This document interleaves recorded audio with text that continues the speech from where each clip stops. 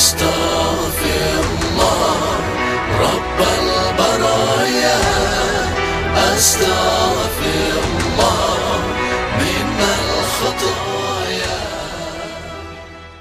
وبركاته.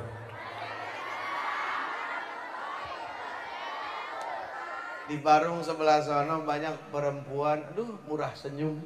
Hampir setiap lewat ketemu. Pas saya buka kaca ada yang manggil, Uje.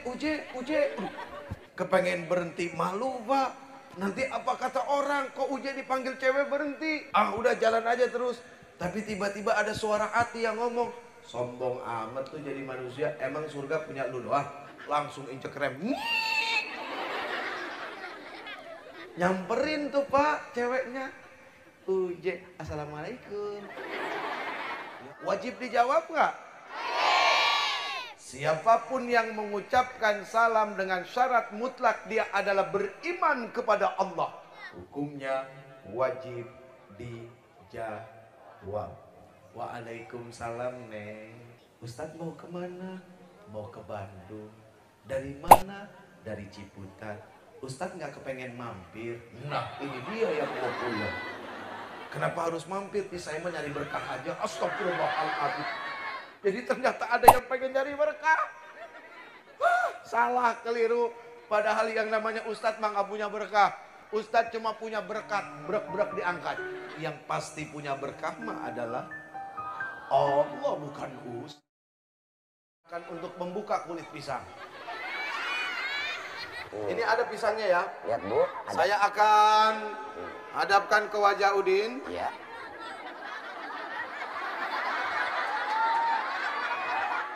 Ya, tangan saya tidak ada apa-apa ya. Lihat sekarang, ada nggak pisangnya? Ah, udah hilang sepotong kan? Ini bukan sulap, bukan sihir. Bukan ya? sulap, bukan sihir. Kenapa? Lah mulut saya lagi dijelin pisang. Tadi Ustaz, tadi lewat Parung saya dengar. Iya, lewat Parung kenapa? Tadi Ustaz gitu. Iya. Terus berhenti. Ah, berhenti. Idih. Alah.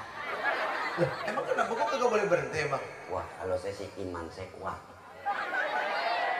Din, ini bukan masalah iman, tapi masalah silaturahim. Ngerti silaturahim yang mana? Silaturahmi mah sama siapa aja, Din. Kita nggak boleh ngebeda-bedain orang. Rasul Shallallahu Alaihi Wasallam mengajarkan kita untuk tidak membeda-bedakan orang. Siapapun harus didakwahi, termasuk perempuan-perempuan seperti itu, supaya sadar. Daripada begitu, mendingan cari suami, dinikahi, lalu punya kemuliaan sebagai seorang perempuan. Sekarang alasannya apa sih? Biasanya ujung-ujungnya nggak jauh materi. Makanya penting buat perempuan harus bisa naker diri. Kalau tidak bisa naker diri bahaya. Nanti kebutuhan, keinginan melebihi daripada kemampuan. Ujung-ujungnya kalau nggak punya iman, begitu. Kalau saya sih Pak masih baik sangka Pak. Sepanjang itu manusia-manusia yang dianggap kotor masih hidup, kemudian dia punya semangat mendekati Allah Subhanahu wa taala, bohong kalau Allah tolak. Allah itu Maha Pengampun, Allah Maha Penerima taubat. Ketika Allah mengampuni hamba-hambanya, Allah tidak pernah pilih-pilih siapa yang akan diampuni oleh Allah. Asal si hambanya betul-betul sungguh-sungguh ingin memohon ampun kepada Allah Subhanahu wa taala, maka Allah buka pintu taubat yang sebesar-besar. Paling gak demen kalau ada laki-laki punya semangat buat nikah. Setan paling gak senang kalau tiba-tiba ada perempuan kepengen dinikahin. Kenapa? Satu, perkaranya adalah ittiba' sunnah, mengikuti sunnah daripada Rasul Sallallahu Alaihi. Yang kedua, ada bentuk ketaatan seorang hamba atas perintah Allah Subhanahu Wa Taala. Untuk apa? Melahirkan garis anak keturunan yang terlindungi dengan sesuatu perkara halal, yaitu perkara menikah. Makanya usaha setan macam-macam. Setelah dia nikah bagus, dia nikah baik, begitu malam di saat ingin melakukan satu hubungan suami istri, hubungan kewajiban, di situ setan ngegoda. Kalau pengantin laki-laki, pengantin perempuan, suami istri bingung ngadepin masalah rumah tangga, nggak usah bingung. Sekarang tengok kita punya agama apa? Islam. Islam punya kitab suci apa? Al-Quran. Buka Quran. Jadi suami istri kalau kepengen selamat cuma satu, kembali kepada Al-Quran. Bagaimana Al-Quran memberikan satu gambaran ilmu sebagai seorang suami yang baik. Kemudian istri juga kembali kepada Al-Quran. Bagaimana Al-Quran memberitahukan, memberikan informasi, memberikan ilmu tentang bagaimana menjadi istri yang baik. Kalau di Quran tidak ditemukan, buka hadis Rasul Sallallahu Alaihi Astaghfirullah Rabbal baraya Astaghfirullah minal khataya. Penyebab apa yang bikin suami jadi cemburu? Pertama yang ditengok sikap kita kalau ketemu laki-laki lain bagaimana? Lenje apa enggak? Ketika ternyata begitu dilihat, oh tidak genit, mulai cari yang lain. Oh, cara berpakaian saya bagaimana? Apakah membuat laki-laki? Oh, ternyata betul. Dari faktor cara berpakaian. Udah ketemu jawabannya. Sekarang tinggal dibuka Qur'annya surat Al-Ahzab ayat 59. Bagaimana seharusnya seorang perempuan itu berpakaian? Setelah seorang istri dia memperbaiki diri dari sisi pakaiannya, karena dia mau berani membuka Al-Quran, dia jadikan Al-Quran sebagai sebuah jawaban atas setiap masalah yang ada dalam kehidupannya.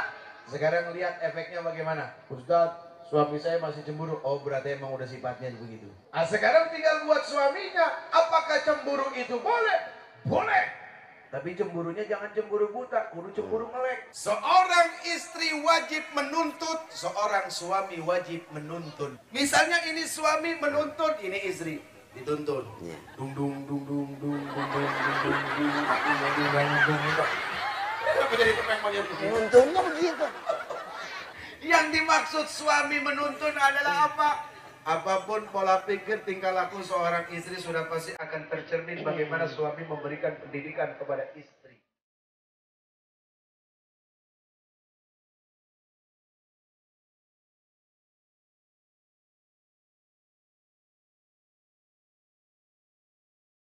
Wabashshiril ladzina amanu wa 'amilus salihati anna lahum jannah, dan berikanlah kabar gembira kepada mereka orang-orang yang beriman dan melakukan amal soleh, bagi mereka adalah surga.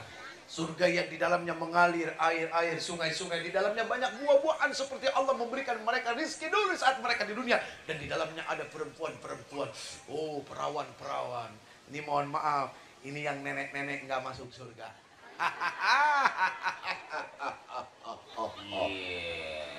Kenapa begitu? Ya, mohon maaf ya.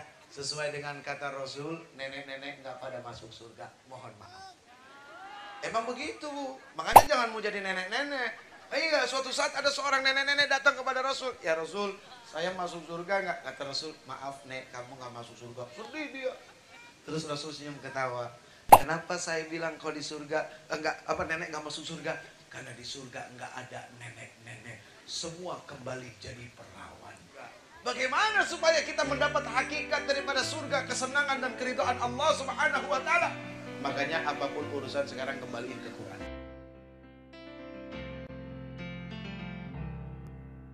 Ya Rasulullah,